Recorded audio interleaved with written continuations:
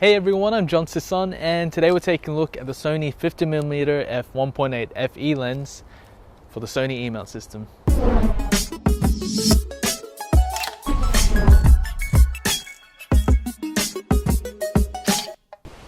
So the Sony 50mm f1.8 looks like it's going to be a great addition to anyone's photography kit, especially if you're just getting into the full frame system, because not only is it lightweight and compact, but it's also very cheap, as it takes the crown as one of Sony's cheapest full frame prime lenses that they currently offer.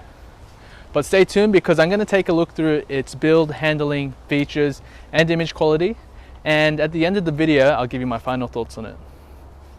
First of all, it has an all plastic body and a rubber focus ring. The lens accepts 49mm filters and is supplied with a plastic barrel type lens hood to block out any flare from the sun. In terms of its size, it's not as tall as the Zeiss 55mm f1.8, and it's just a bit taller than the Loxia 50mm f2, but is a bit wider than both. Bear in mind, this is the first FE lens not to be advertised as dust and moisture resistant, so it's best not to go out and shoot this in harsh conditions.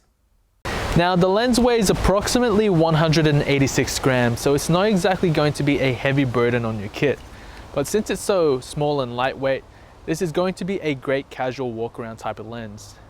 And while it isn't exactly in line with Sony high-end lenses like in terms of build quality, I guess in the end you do get what you pay for. When it comes to handling, the lens extends about 1 centimeter at its minimum focusing distance, and while in manual focus there's a bit of resistance. Just to keep in mind, this lens is a fly-by-wire lens, so no hard stops when at its minimum focusing distance or infinite.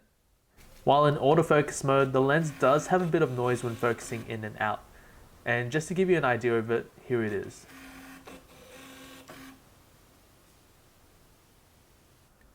Now, this may bother a few people, but it really depends on what kind of shooting you do. In video, the noise isn't as bad, but here is another video to show you how it performs.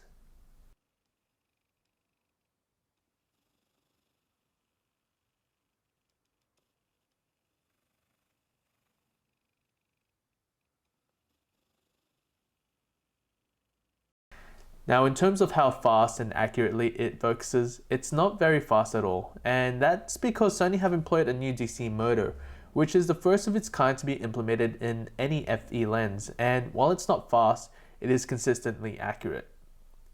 This test was done with the new firmware update which was recently released to improve focusing performance. The main benefit of getting a lens like this is because of its f1.8 aperture, and that's going to be great for low light situations. And when paired with the A7 cameras, you know you're going to get a good shot. Another benefit of having an f1.8 aperture is that you can really get some nice out of focus shots, otherwise known as bokeh. Just a quick tip, if you are trying to achieve that look, it's best to focus on the subject and have a bit of separation from the background. In terms of quality, it actually does a pretty good job. It's very sharp in the centers, and while it isn't as sharp at the edges, it's still acceptable. Stopping down the lens to about f5.6 will be sharp throughout the frame. There's a bit of vignetting and some chromatic aberrations when shooting wide open, but that's nothing a little Photoshop can fix. Out of focus blur is nice and smooth wide open, but not as smooth as its higher end sibling, the Zeiss 55mm f1.8. In terms of contrast and colors, it delivers, but don't expect it to be anything near like the Zeiss lens. All these photos were shot with the A7R Mark II in RAW and converted to JPEG. So the Sony 50mm f1.8 FE lens looks like it's going to be a great addition for anyone who's looking to get into the full frame E-mount system like the A7, A7 II, A7R and so on. If you have an APS-C size sensor camera like an A6000 or an A5000, this is still a good investment to get, especially if you intend to upgrade to a full frame camera later on.